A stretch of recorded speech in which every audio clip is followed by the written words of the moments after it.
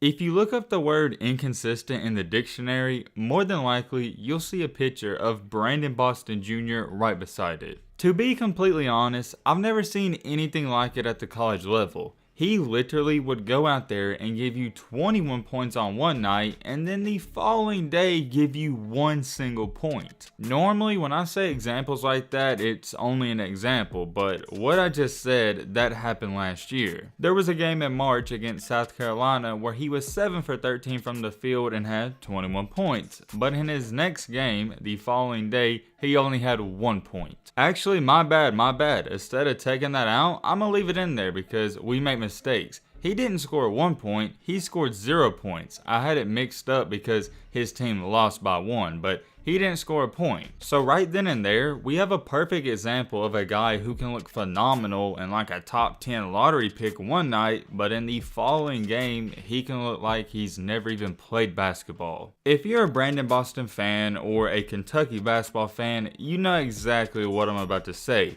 He's easily one of the most frustrating college players we've ever seen. Going into Kentucky, he was looked at as a one and done prospect and easily a lottery pick. But after only a couple of months, the narrative changed. So how does one said player go from a lottery pick to what now people project him as a late second round or mid second round pick? Well, it goes back to what I just touched on, his frustrating play. Let's get the obvious stuff out of the way, and I got a lot of good things to say about him. We know he's talented, we know he's skilled, he's got a good work ethic, and he's 6'7" and roughly 190 pounds, and he has great shooting form. Not the best playmaker I've ever seen, but he's 6'7", so what he lacks in his playmaking ability, he makes up for it in his size and other aspects of his game. The comparison I saw him get a lot in high school, and I agree with, is Brandon Ingram, because they sort of have that skinny body build and they both could shoot, but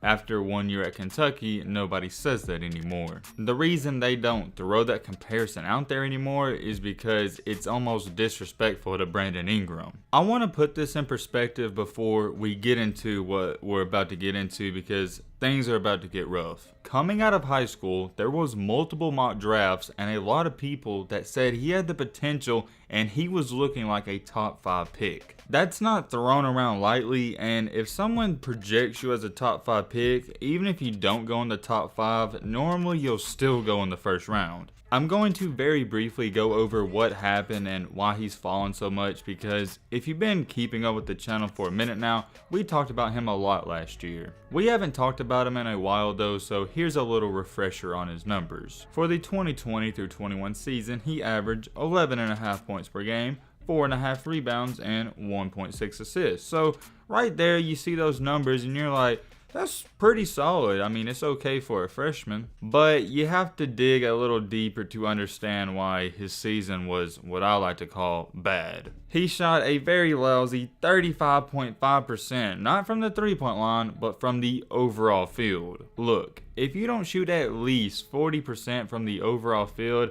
you had a bad offensive year, I hate to break it to you. To make things even worse, his 3-point percentage was lower than that, and he only shot 30%, which isn't too bad, but still not good. I'm not going to bore you too much and talk about his college season last year because, like I've said, we've already talked about it. I did want to bring those numbers back up though because maybe it'll help you understand what we're about to talk about. I'm pretty big on the eye test because I don't think numbers mean everything and you gotta see how a player plays, and I think his numbers are better than the eye test because what I saw out of him last year, it didn't impress me. There was a lot of times I felt like he was scared to shoot the ball and he was scared to take over late in games, and that's why Kentucky lost, I think it was 9 to 11 games by 1 to 2 points. I'm not a Kentucky fan by any means, but I really enjoyed watching them play last year. They did struggle a lot, but most of their games were competitive at all times. The only real thing that was holding the team back was the fact that they didn't have a guy who could go get them a bucket at the end of the game, and that's what Brandon Boston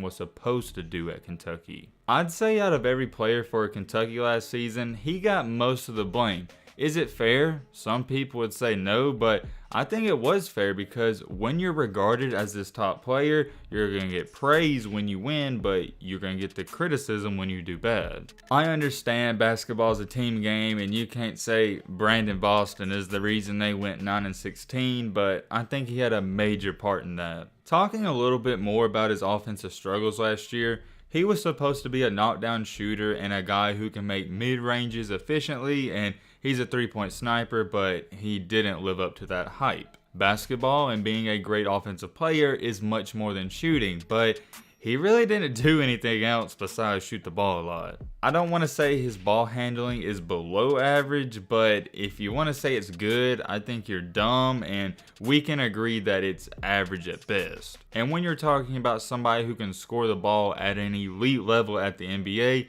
you got to be able to create your own shots, and he didn't do that last year. As bad as everything I just said sounds, and as bad as his season was last year, you would think it's only up from here, but no, things continue to get worse. And they're not just continuing to get worse, but they are literally, as I'm speaking, getting worse. Let me ask you a question.